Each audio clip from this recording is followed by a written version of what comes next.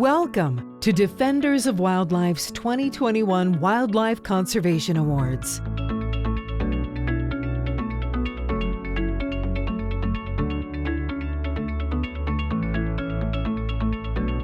Honoring U.S. Senator Tom Carper, American Prairie Reserve, Dr. Stephen Momfort, and Dr. Carl Safina.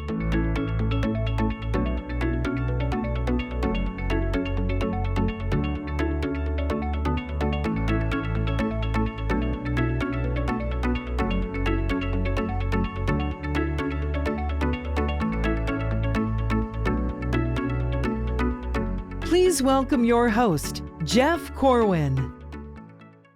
Hi there and good evening, everyone. I'm Jeff Corwin, and it is my great pleasure to welcome all of you to Defenders of Wildlife's first ever virtual Wildlife Conservation Award celebration.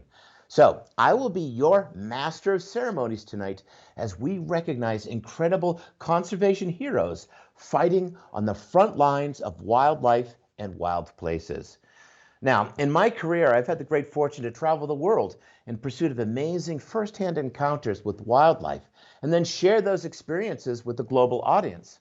Of course, like so many others, this year changed everything about the way I do the work that I love. But I am honored to be a part of bringing this inspiring event into your homes as we celebrate some of the most committed and inspiring leaders in wildlife conservation.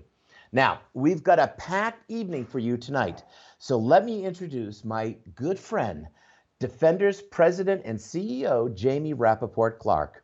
Jamie has been the leading voice in protecting wildlife and wild places for decades as a former director of the U.S. Fish and Wildlife Service and as an influential leader in the conservation community. Hey there, Jamie. Welcome, and it's so good to see you, at least virtually. Hey, Jeff, it's so great to see you. And hi, everyone. Jeff, thank you so much for your kind words and for being a part of this special evening. I've been really looking forward to this. So have I. But I got to tell you, and I'm sure all of us here agree, it has been a challenging year for the work that we all care so deeply about. But it's also been so reassuring to know that Defenders continues to make real and substantial progress for wildlife on the ground. Oh, absolutely. It certainly has been a strange year. What an understatement. Even surreal at times. I testified before Congress to defend the Endangered Species Act from my dining room right here at home. Our legal team has argued landmark cases to defend imperiled species over Zoom. Our government relations staff has lobbied tirelessly for endangered species, migratory birds, and special places, and secured essential funding for conservation priorities without ever stepping foot on Capitol Hill. Our field conservation colleagues have promoted coexistence, led workshops, participated in key meetings, and engaged new and exciting partners, all virtually. And our supporters have been there with us every step of the way. That's so good to hear, Jamie. And as you know, I've remained close with many of the conservation allies that are near and dear to us around the world during this time and can personally vouch the electricity that is in the air surrounding our movement right now. Oh my gosh, it's palpable, definitely. This truly is a vital, pivotal moment for conservation, especially for the wildlife and landscapes we all care about. I can't think of a better time to bring friends together for an evening of celebration and appreciation. Absolutely. So, all right, everyone, let's get things started. And to kick it off, I'm pleased to introduce John Dayton, Chair of Defenders Board of Directors, for a welcome message from the board. Thank you, Jeff. And on behalf of Defenders Board of Directors, thank you all for joining us this evening, albeit virtually, as we again honor 4 deserving awardees who have been on the front lines of conservation for decades. I am coming to you tonight from the original land of the Caddo, Wichita, and Comanche sovereign nations, now known as Dallas, Texas. I want to thank the board as well as each and every sponsor this evening for their generous contributions in support of this annual awards event. The impact of Defender's mission is significant, primarily because of the strength and commitment of our staff, the dedication of our board, and the support and generosity of our members. We unite together as one. We are Defenders of Wildlife. Hi again. I'm joining you from the occupied territory of the Manahoac tribe, which is currently known as Leesburg, Virginia, where I honor and respect the indigenous people connected to this land. Tonight we reflect on all we've accomplished together and prepare ourselves for what's to come. This is a new day for wildlife that will be remembered as a decisive turning point for conservation. What an overwhelming year it's been. The global pandemic and fights for social justice have served as sobering realities of the challenges facing our society. And the all-out assault on wildlife that lasted 4 long, long years was like no other time most of us have ever experienced. I believe the conflicts we faced have rightly opened our eyes around the nation, helped create a broader and deeper sense of unity, and have begun to change the way people see nature and our place within it. For me, that conjures images of my hardworking colleagues who every day are determined to make progress, recovering species like wolves, bison, and manatees, and defending those teetering on the very brink of extinction, like polar bears, red wolves, and North Atlantic right whales. Defender's dedicated staff are mapping wildlife corridors to help offset the impacts of climate change, developing new technologies to monitor species and changes to habitat, and working with federal agencies, states, tribes, and other partners to ensure America's lands and wildlife are sustainably managed for the future. As we reflect on all we've been through, one thing is for sure. By sticking together and remaining steadfast in our priorities and our convictions, we made it through, without a doubt, the toughest time wildlife and wild places have ever faced. The storied careers and legacies of our honorees this evening are shining examples of conservation heroes in action. We celebrate 4 remarkable colleagues that have dedicated their lives and careers to protecting species in peril for all of us, harnessing their skills, experiences, connections, and passion on Capitol Hill and their communities and around the country. This year's awardees truly embody a love for wildlife and wild lands and inspire us to keep fighting to protect biodiversity. And we sure need champions like these folks more than ever to keep up the momentum and power us forward. As President Biden unveils important new climate actions and seeks to undo some of the worst environmental harms of the past 4 years, it's up to us to help ensure the future for wildlife is secure and thriving.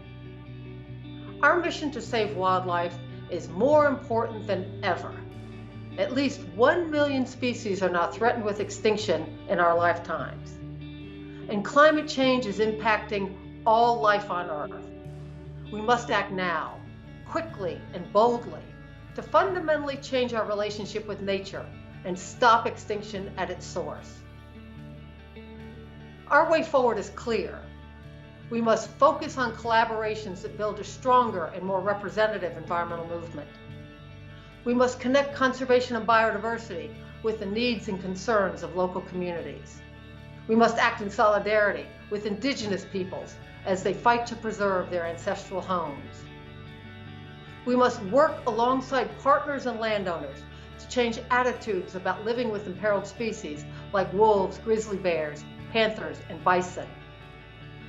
And we must strengthen our environmental legacy by sharing the inherent value of nature and wildlife with the world.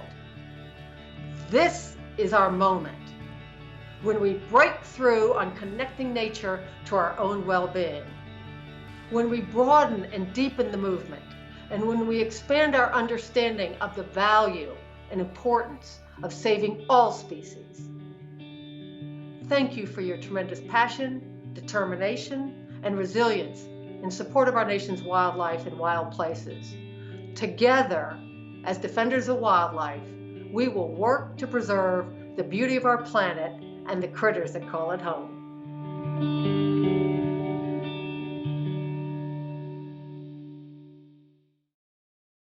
My friends, every year Defenders celebrates and honors stellar contributions to wildlife conservation, from saving vital landscapes to pioneering scientific discoveries to speaking up for wildlife in Capitol Hill to inspiring people around the world.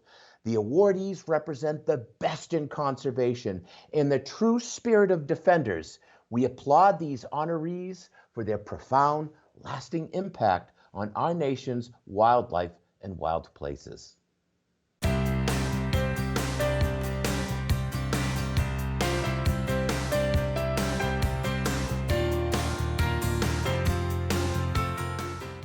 When our nation's natural systems and native wildlife needed congressional heroes the most, Senator Tom Carper was there to defend our environmental heritage.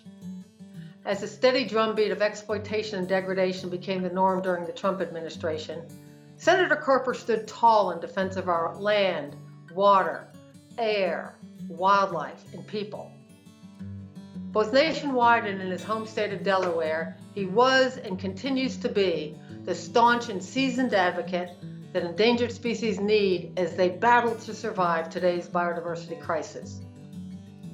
His passion and conservation know-how have been on full display for years as a leading voice on the Senate Environment and Public Works Committee.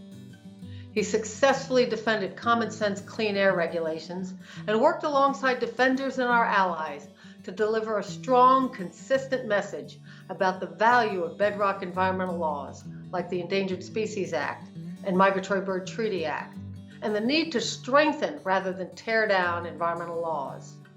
And now, as committee chairman, we are thrilled to partner with him and his excellent staff as we work to advance the protection of our country's incredible natural resources. During the Senator's long tenure on Capitol Hill, he's championed the preservation of nature as a gateway to economic growth and job creation. Time and time again, he's put this to the test, proposing positive economic actions that exist as a larger commitment to wildlife, wild places, and addressing climate change. Tonight, we honor our friend Senator Carper for being a fearless ally in pragmatic, solution-based conservation. As we face new challenges and opportunities, it's leaders like Senator Carper who blaze a path forward, ensuring nature is protected for today and for future generations. Please join me now in honoring the recipient of this year's Spirit of Defenders Public Service Award, Senator Tom Carper. Well, hello, everybody. I'm Senator Tom Carper. I'm privileged to be chairman of the Senate Committee on Environment and Public Works. And I am honored to accept the 2021 Spirit of Defenders Award for Public Service. When I was told by my staff about this award, I said, I'm not worthy.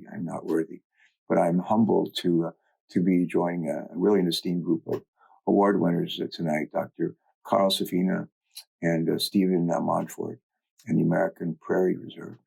As I think most of you know, deforestation and biodiversity decline have put our ecosystems and too many of the species that depend on them at risk. We can take action to combat these harms. We can choose to take action. But sadly, we didn't see that kind of leadership over the past several years. Instead, too often we saw in the previous administration an undermining of many of our nation's bedrock environmental laws, from the Endangered Species Act to the Migratory Bird Treaty Act. But thankfully, it's a new day in Washington and around the country. In the White House, we have President Joe Biden, my fellow Delawarean, whom I've had the privilege of knowing for 45 years. Can you believe that? I think we're both 5 years older. But he understands the importance of our landmark laws that protect our wildlife and their habitats. Migratory Bird Treaty Act. The Migratory Bird Treaty Act has protected important species across our nation and around the world, including a little bird called the red knot and the piping plover, two beloved bird species in the state of Delaware. But the experience of our state, you can think maybe your own state's experiences, but our state's experience shows that protecting our environment has economic benefits as well. It's not just the right thing to do, but there are economic benefits when you do the right thing. And as I think all of you know, or at least most of you know, the issue of wildlife conservation, it's not a red state issue. It is not a blue state issue. It's an American issue. And I think it's a moral issue, a moral obligation. I think we have a moral obligation to take actions on this matter to protect our planet and the species that populate this gift from God. Sometimes I like to quote Albert Einstein. I'm not as smart as Albert Einstein, not even close as smart as Albert Einstein. Once he said these words: "In adversity lies opportunity." Think about that. In adversity lies opportunity. Adversity looms large in our world today at a very trying time in many places. But it also presents us with opportunity, real opportunity, an opportunity to come together, an opportunity to come together and join in common purpose in order to save our planet for our kids and for their kids in years to come. And thanks in no small part to the advocacy and to the dedication from all of you who are watching and listening to my words today. I'm confident that we have brighter days ahead. Again, I am honored to be by your side in this fight, in this good fight. I want to thank you for the honor that you presented me today. Undeserved, but not unappreciated. Thanks so much. Take care. God bless.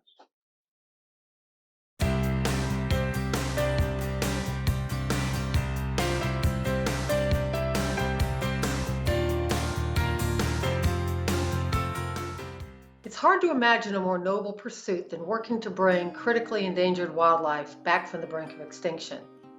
As the John and Adrienne Mars Director of the Smithsonian's National Zoo and Conservation Biology Institute, Dr. Steve Monfort has done just that, leading genomic research that has played an important role in saving species like Przewalski's horses and black-footed ferrets after their numbers dwindled in the wild. Throughout his 30-year career at the Smithsonian, he's published over 150 scientific papers, and his cutting-edge research on reproduction has informed numerous imperiled species recovery efforts and has provided immeasurable contributions to the conservation legacy of our country. Steve's enormous influence extends to the evolving perspective and scope of the work offered by zoos today. Back before it was popular, he was encouraging zoos to do more than offer collections and exhibits. Because of voices like his, zoos are now a vital part of conservation, offering profound and impactful mission-driven agendas focused on science, research, education, and action to restore wildlife. As the director of the National Zoo, Steve has embodied these values, while also offering visitors a vivid and deeply personal opportunity to experience the wild creatures we share the planet with. He is also one of the best and brightest examples of collaboration in our field. Under his leadership, SCBI is pioneering new research, leading successful captive breeding programs, and spearheading vital reintroduction efforts that have tangible outcomes for species on the brink. All of this is done in close partnership with a multitude of diverse partners, including defenders. There isn't a scientist today who is more deserving of this award. That's why it's my honor to present the Spirit of Defenders Science Award to Dr. Stephen Monfort. I'm honored and humbled to receive the Spirit of Defenders Award for Science. Like every 20-something-year-old, I started my career wishing that I could save the world. In my 30s, I wanted to focus science on saving species. And in my 40s, I adjusted my goal, really just aspiring to be part of a team of people trying to save species. In my 50s, it just became painfully evident that saving species was really hard. And by then, I just wanted to be on the right side, fighting the good fight for nature, using all the tools that were available. In essence, I had evolved from being a veterinarian and a lab scientist to being a conservation biologist, a value-driven discipline that's based on the premise that biodiversity and functioning ecosystems are of benefit to current and future human societies and all life on Earth. Well, this is a really terrific honor. I would be absolutely remiss if I didn't point out that nothing of importance that I've ever accomplished has been achieved without the support of collaborators and partners.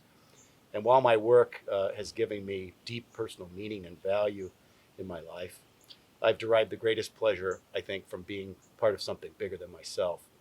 And I've had the incredible honor to lead a world-class team of animal care specialists and scientists that just continue to amaze me with their pioneering work in advancing our understanding of nature and developing new scientific tools and applications that are being used to help save species from extinction.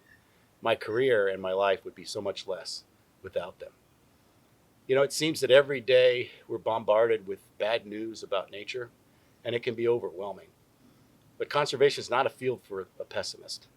Today, we focus on what works in conservation and why, and how we can take our successes to scale. You know, science is a tool now for finding solutions, and my belief is the fact that we can use science to help find solutions and support nature, and that's why I consider myself an Earth optimist. Perhaps the greatest insight that I've had, which may seem obvious to you, is that most of the environmental problems that we seek to address will not be solved in a single career or even one lifespan.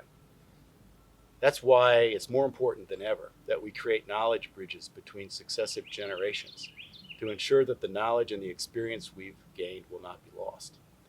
Finally, I'm just so fortunate to have spent my career working at the Smithsonian Institution, whose mission, the increase in diffusion of knowledge, has given me and my colleagues the freedom to follow the science wherever it took us. My colleagues continue to inspire me, and we continue to push each other to do great things. I owe them a tremendous debt of gratitude. Thanks again to Defenders for this incredible honor, and I look forward to working together in the good fight for nature. Thank you.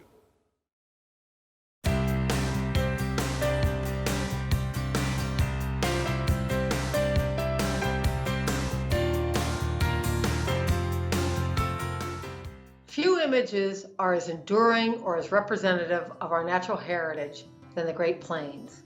America's rolling hills of shortgrass prairie are nearly as iconic as the millions of bison that once roamed these magnificent landscapes.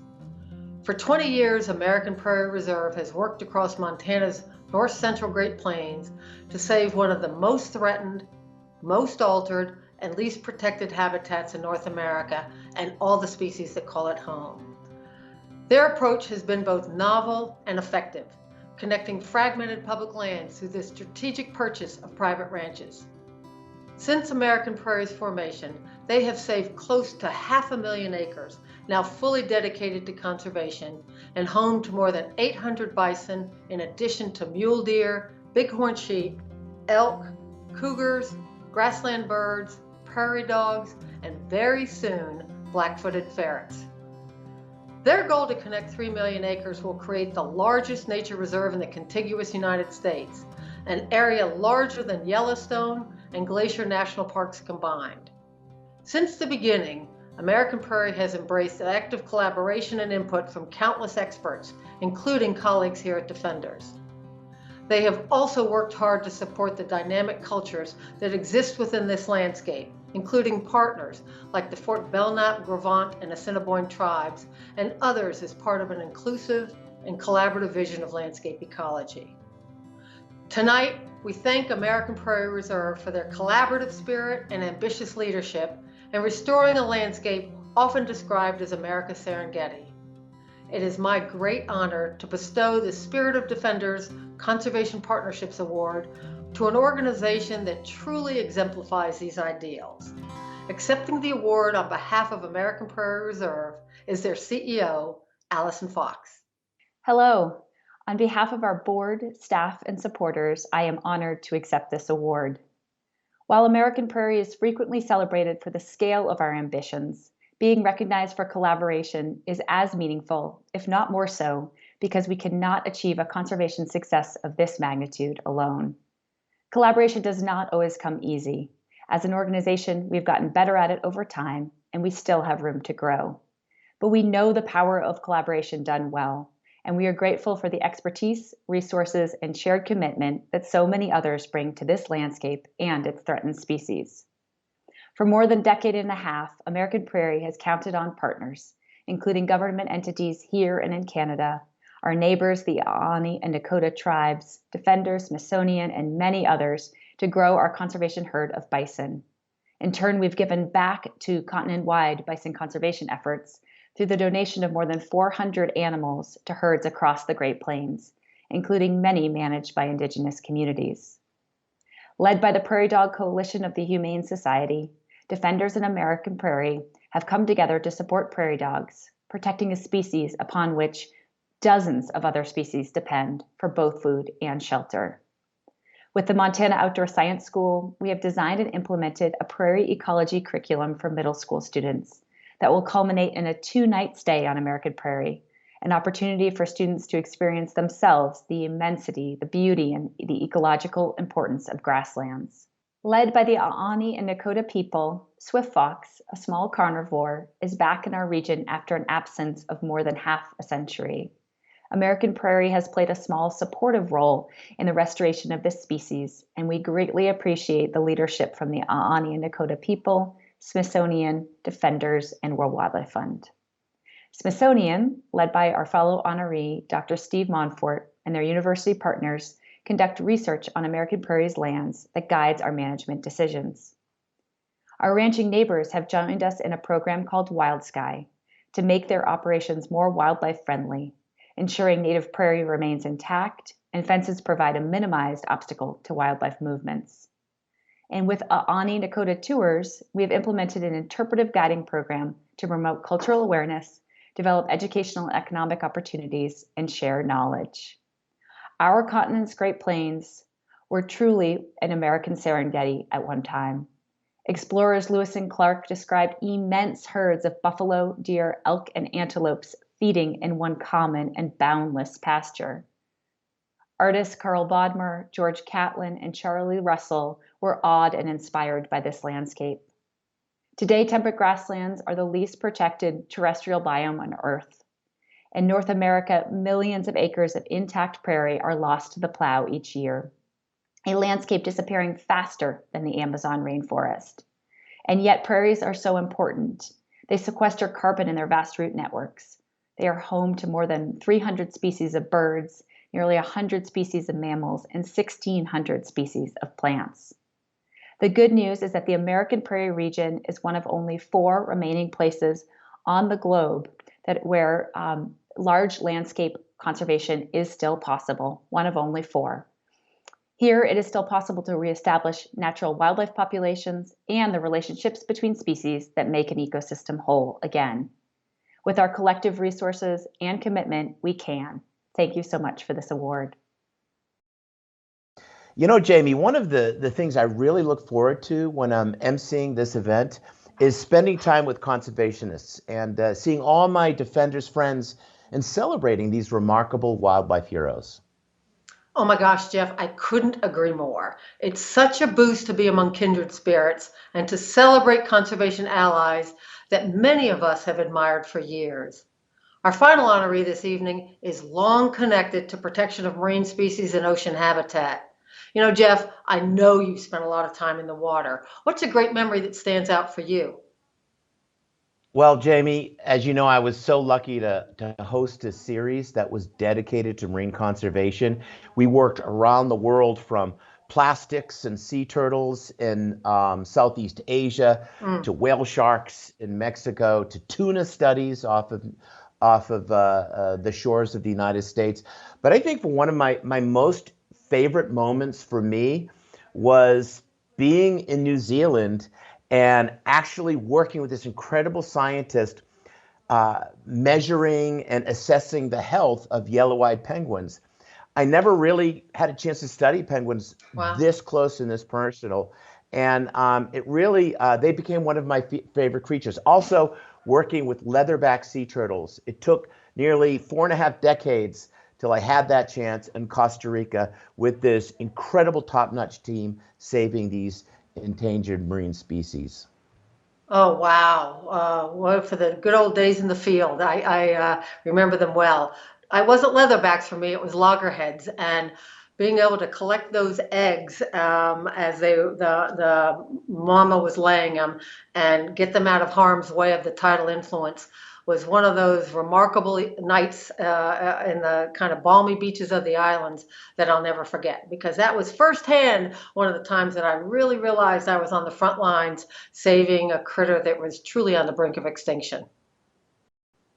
Yeah, it's pretty amazing to have those experiences. It's why we do the jobs we do to protect this environmental legacy for the next generation. And speaking of legacies, we now have our grand finale of the evening, presentation of the Legacy Award. Legacy awardees are wildlife conservationists that have demonstrated sustained dedication to nature and to the conservation of wild places throughout their career, and upholding the inherent value of wildlife as a central part of our humanity. Defender's highest honor, the Spirit of Defender's Legacy Award, is bestowed on conservation champions whose contributions transcend generations.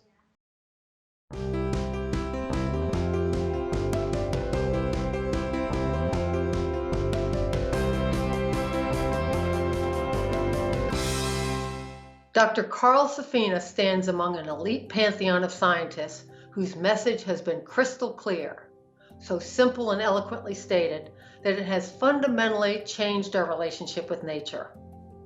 Carl writes as an ecologist, a lyrical and creative one, with a gift for crafting entertaining and educational prose that conveys the protection of wildlife and nature as a moral imperative.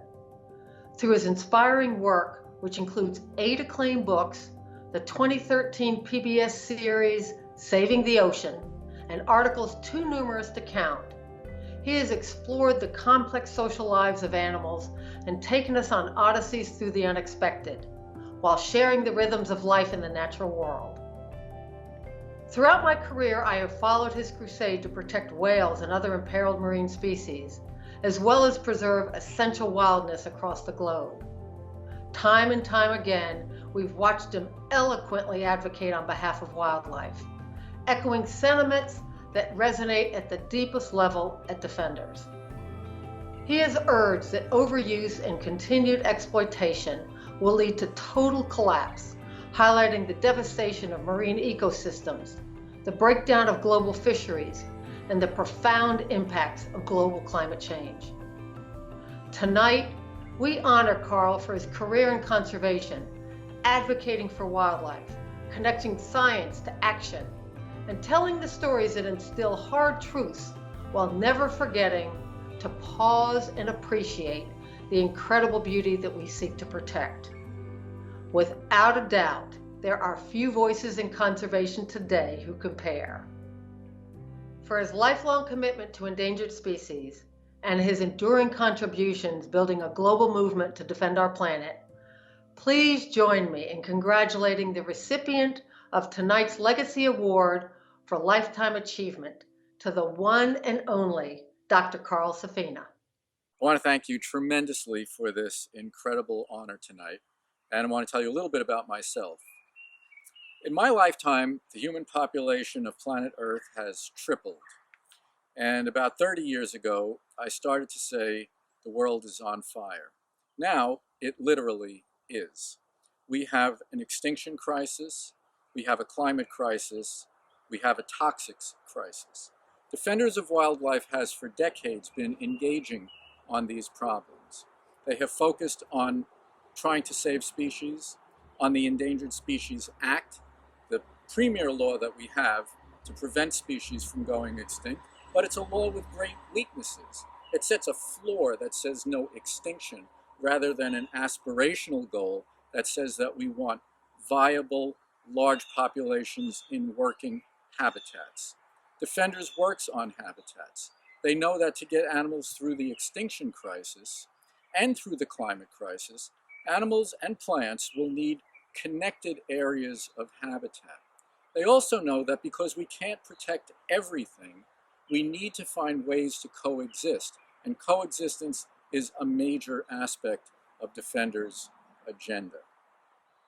Now, when I was a kid, there were no ospreys left here on Long Island where I lived. I was kind of a raptor nut.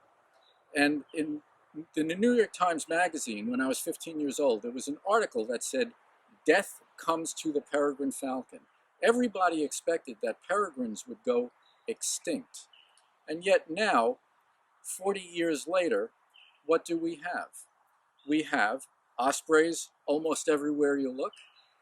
New York City has the densest nesting population of peregrines known anywhere.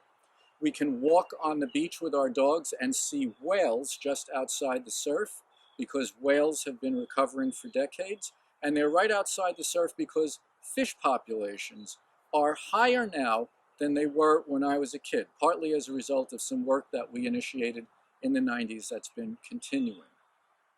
In my lifetime, I worked for about 10 years as a seabird ecologist and a raptor ecologist. Then I worked as a fisheries policy reformer. And for the last 20 years, I've been working mostly as a writer, mostly writing books and articles about the fact that our relationship to the natural world must be a moral one, because the living world is a miracle. There is nothing like it in any known part of the universe. We have light everywhere in the universe. We have gravity everywhere in the universe. We have what's called the laws of physics. That's everywhere. But when you look out there, you don't see life. Life is here. Life is a miracle, and we need to start treating it that way. We need to re-inspirit and re-enchant our relationship with the natural world. So I am really delighted to have had the honor to work on these things for my lifetime. My work and Defenders resonate completely, and I'm so thrilled to have this award to show that this is real, and this is a heavy piece of stuff. It's so beautiful, and it will be with me for the rest of my life. I cannot thank you enough for this distinction and this tremendous honor, and I cannot thank you enough for all of the work that you do, and everybody who's watching for all of the support that you give. Thanks a lot, and good night, everybody. Well, my friends, alas, our incredible evening has come to an end, but I hope you have been inspired as I have with these remarkable stories of our honorees and their incredible dedication to protecting our nation's wildlife and wild places. Thank you so much for spending your evening with us and for your commitment to Defenders and their work. We are especially grateful to our sponsors who made this evening possible. As we have seen tonight, perhaps more than ever before, there is so much work to do to protect and promote biodiversity. Defenders of Wildlife is the most determined advocate on the front lines of saving imperiled and endangered species of wildlife in a time when we need it the most. Defenders is a beacon of hope in these very troubled times, delivering a strong, unified response to the assault on our nation's wildlife and wild lands, while at the same time working tirelessly on solutions to our nation's biggest conservation challenges. Whether it's on the ground, in the courts, or on Capitol Hill, Defenders is leading the way for wildlife, and I know they will continue to do so. My friends, I hope you will extend your commitment by making a donation right now on our website tonight. Just click Donate at the top of your screen right now. Your support at any level will truly make a difference. We appreciate all that you do, and thank you so much for joining us.